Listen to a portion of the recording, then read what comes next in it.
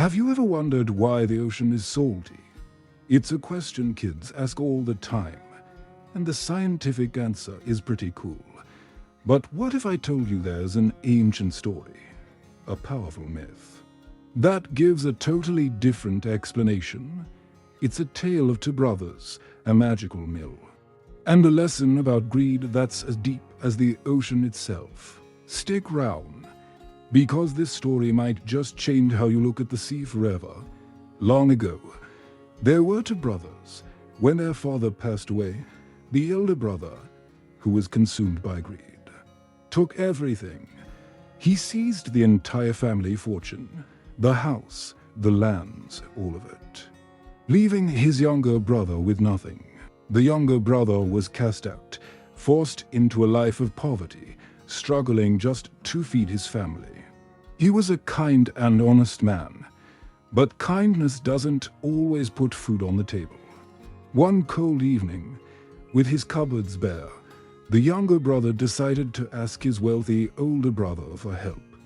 He wasn't asking for a handout, just a little something to get by.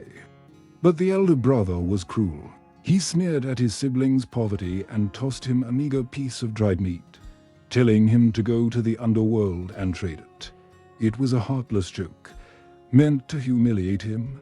Dejected, the younger brother walked away, not knowing what to do, as he wandered through a dark forest.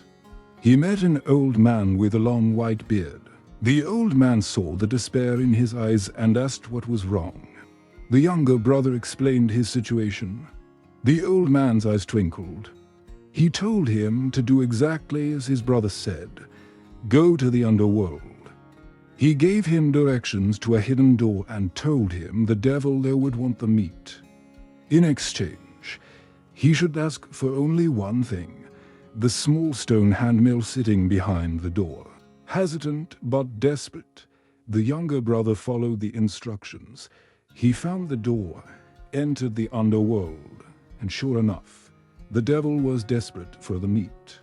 The younger brother made the trade, took the small, unassuming mill, and returned to the world of the living, back at his humble cottage. He wondered what was so special about this little stone mill. He placed a single grain of wheat on it, turned the handle, and whispered, grind for me, little mill, and grind me some bread. Magically, the mill began to turn on its own, grinding out not just flour, but freshly baked bread, loaf after loaf. He then wished for clothes, and it produced fine garments. He wished for everything his family needed, and the mill provided. His life was transformed. He was no longer poor, and he made sure to share his good fortune with his neighbors, becoming a beloved figure in his village. Word of his newfound prosperity eventually reached his greedy elder brother. Filled with envy, the elder brother went to see for himself. He was stunned to find his once poor sibling living in comfort, hosting feasts for the entire village. He demanded to know the secret. The younger brother, still kind-hearted, told him the whole story and even offered to sell him the mill.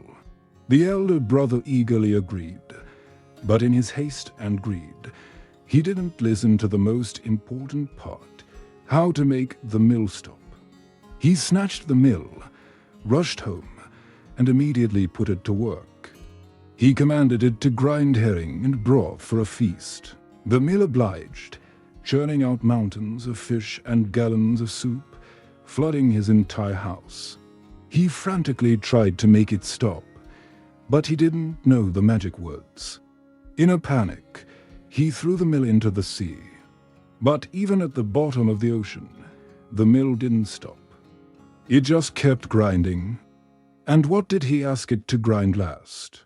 Not bread, not gold, but herring and broth, which are very, very salty. To this very day, the story goes, that magical mill sits at the bottom of the ocean, relentlessly turning, grinding out salt. And that is why the ocean is salty. It's a powerful myth, isn't it? A story that teaches us about the consequences of greed and the rewards of kindness. The elder brother's desire for more led to his downfall, while the younger brother's selflessness brought him everything he ever needed. So next time you're at the beach and you taste the salt in the air, you can think of the science. Or you can remember the story of the two brothers and the magical mill that never stops grinding. Thanks so much for watching. If you enjoyed this story, don't forget to like, subscribe, and hit that notification bell for more tales from around the world.